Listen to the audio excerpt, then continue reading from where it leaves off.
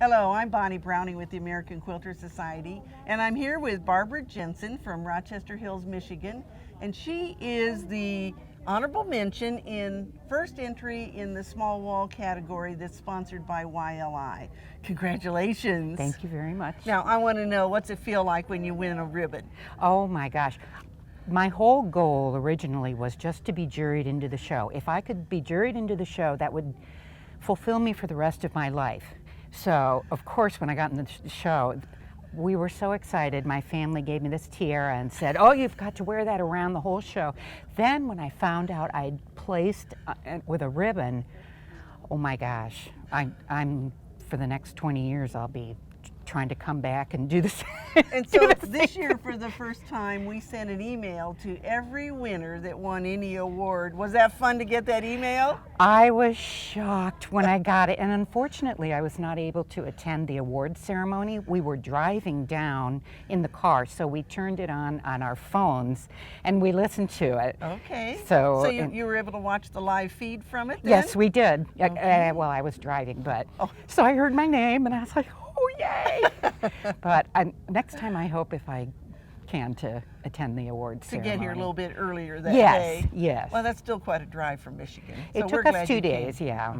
So. All right. Well, let's talk about your wonderful quilt. First of all, tell us, what was the inspiration? I am a master gardener in Michigan, and I love gardening as much as I love quilting. So I'm always torn in the summertime between the two. Do I go outside and spend the day in the garden wandering around with my flowers, or do I stay inside in the air conditioning and quilt?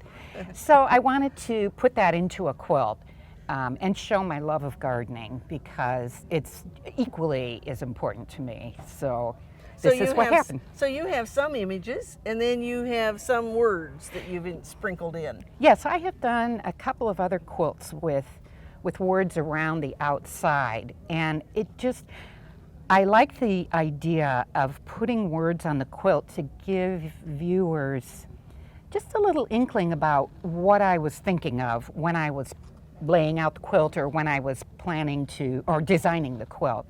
So that's why the words are on there. As a matter of fact, I think I'd like to continue that same concept in future quilts, because when I look at other people's quilts, that's what I like to see. I look for little clues about what made them think of doing that type of quilt. Well, so tell us what technique you used. Did you turn under the edges, or is this No, fused? this is raw edge applique, and it's just blanket stitched down on the machine, and then just quilted over the top of that. Mm-hmm. And you used, I think it's really interesting, because you used a whole variety of fabrics in the background. Yes, there are reproduction Civil Wars in there, and there are funky contemporary fabrics, but I like to break the rules. I don't like to be told that I have to use Civil War fabrics with Civil War quilts. So if I can break the rules, I do, and that's sort of my way of saying, you know, this is me. Well, and it just proves that you can use any of your fabrics together, and doesn't it? They work, don't they? They do work. I love that challenge of being given a bunch of fabrics that might be different from each other and putting them all together in a quilt. Well, one of the things I think is really fun is that you've used lots of bright colors like you would see in your garden, and so it truly has that feel of being a garden quilt. Yes, I made a different lower third for this quilt, and I had it laying on my design wall, which is my floor, and my cat came in and got sick on it. And so I put it in the wash and washed it, and there was a pink flower on it, and the whole thing, the flower bled into the whole piece. And I washed it, and I tried everything I could to get the pink out. It never came out. So this whole piece down here I had to redo.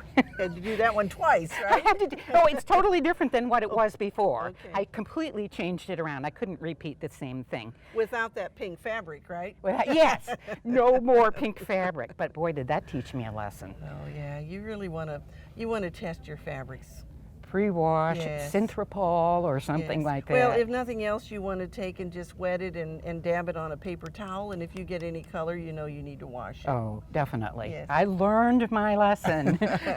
Well, congratulations on Thank being you. an honorable mention winner, and we hope that you'll enter our contest so that you can be a winner too.